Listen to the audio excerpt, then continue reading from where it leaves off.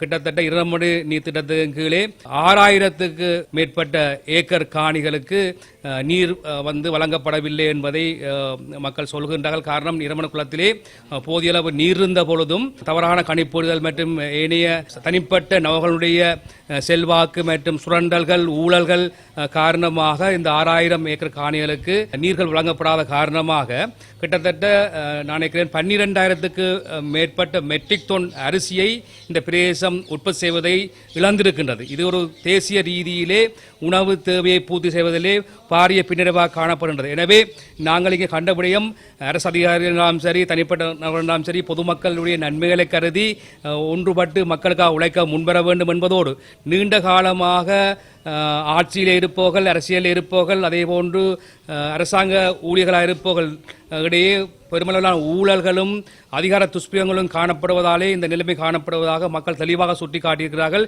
எனவே இது தொடர்பாக இந்த கண்டாவளை பிரதேசத்திலே வாழுகின்ற மக்களுடைய நிலைமை தொடர்பாக உடனடியாக அரசினுடைய கவனத்துக்கு கொண்டுவரப்பட்டு அவருடைய பிரச்சனையை தீர்ப்பதற்கு நாங்கள் காத்திரமான நடவடிக்கை எடுப்போம் என்று இதிலே கூறிக்கொள்கின்றேன்.